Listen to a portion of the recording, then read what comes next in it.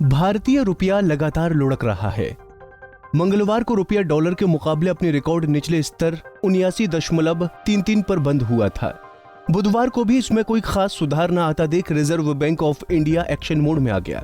भारत के केंद्रीय बैंक ने रुपए की गिरावट को रोकने के लिए 5 बड़े कदमों की घोषणा की है।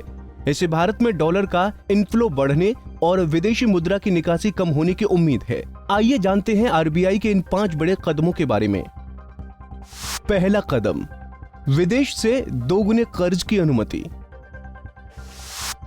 कारोबारी अब आरबीआई को बताए बिना एक्सटर्नल कमर्शियल बोरोविंग यानी ईसीबी ऑटोमेटिक रूट के माध्यम से नियमों के तहत विदेशी कर्ज ले सकते हैं। आरबीआई ने रुपए को मजबूती देने के लिए ऑटोमेटिक रूट के जरिए सालाना ईसीबी लिमिट $750 मिलियन से $1.5 बिलियन कर दी है। दूसरा कदम, एफसीएनआर और एनआरआई डिपॉजिट पर बढ़ाया ब्याज।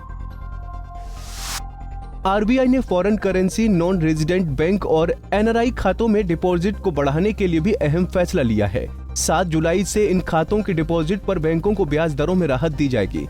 मौजूदा नियमों के हिसाब से इन खातों में 1 से 3 साल तक के लिए जमा होने वाली विदेशी मुद्रा को भारतीय करेंसी में कन्वर्ट करने के बाद उस पर 2.5% ब्याज दिया जाता है, जबकि 3 से 5 साल तक के लिए होने वाले डिपॉजिट पर करेंसी कन्वर्ट करने के बाद 3.5% ब्याज मिलता है। सभी बैंक विदेशी डिपॉजिट पर भारतीय करेंसी की तुलना में ही ब्याज दे सकते हैं, लेकिन गिर रहे रुपए को थामने के लिए ये नियम 31 अक्टूबर 2022 तक हटा लिया गया है। तीसरा कदम, विदेशी डिपॉजिट पर सीआरआर और एसएलआर में छूट। बैंकों को foreign currency non resident bank और एनआरओ खातों में जमा होने वाली विदेशी करेंसी पर कैश रिजर्व रेशो सीआरआर और स्टैच्यूटरी लिक्विडिटी रेशो यानी एसएलआर मेंटेन करनी होती है, लेकिन आरबीआई ने 1 जुलाई से खातों से जुड़े इन नियमों पर 4 नवंबर 2022 तक की छूट दे दी है। चौथा कदम, विदेशी फंड के इस्तेमाल से जुड़े नियम में बदलाव।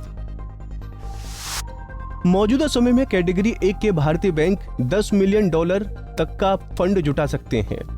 ये फंड फॉरेन करेंसी के रूप में कर्ज देने के लिए इस्तेमाल नहीं हो सकता, हालांकि इसे एक्सपर्ट फाइनेंस के लिए इस्तेमाल में लाया जा सकता है। अब नई व्यवस्था के तहत 31 अक्टूबर तक कैटेगरी 1 के बैंक विदेशों से जुटाए गए धन को अन्य कार्यों में इस्तेमाल कर सकते हैं। हालांकि शर्त यह है कि ऐसा फंड कमर्शियल एक्सटर्नल बोरोविंग की नेगेटिव लिस्ट में दिए गए कार्यों में इस्तेमाल नहीं हो सकता। पांचवा कदम, विदेशी निवेशकों के लिए आसान नियम। आरबीआई के इन फैसलों में डॉलर का इनफ्लो बढ़ाने के लिए भी एक अहम फैसला शामिल है। दरअसल आरबीआई ने फुल्ली एक्सेसिबल रूट यानी एफएआर के जरिए विदेशी निवेशकों द्वारा बॉन्ड्स और गवर्नमेंट सिक्योरिटीज में किए जाने वाले निवेश की अवधि में छूट दी है। अब विदेशी निवेशक 1 साल से कम समय के गवर्नमेंट और कॉर्पोरेट बॉन्ड्स में निवेश कर सकेंगे। इससे पहले विदेशी निवेशक 7 से 14 साल तक की मैच्योरिटी वाले बॉन्ड्स में ही निवेश करते थे। ये छूट 31 अक्टूबर तक दी गई है, लेकिन शर्त यह है कि विदेशी निवेशक अपनी कुल रकम का 30% पैसा ही निवेश कर पाएंगे। आपको बता दें कि डॉलर के मुकाबले रुपया एक हफ्ते में अब तक 0.55% कमजोर हो चुका है। रुपया साल 2022 की शुरुआत से अब तक 6.2% नीचे है। हालांकि रिकॉर्ड निचले स्तर से रुपए में रिकवरी देखी जा रही है। माना जा रहा है कि आरबीआई द्वारा उठाए गए कदमों के बाद रिकवरी में तेजी आएगी। आइए एक नजर रुपए में आई कमजोरी के कारणों पर भी डाल लेते हैं। मौजूदा समय में डॉलर इंडेक्स 20 साल के उच्चतम स्तर पर है।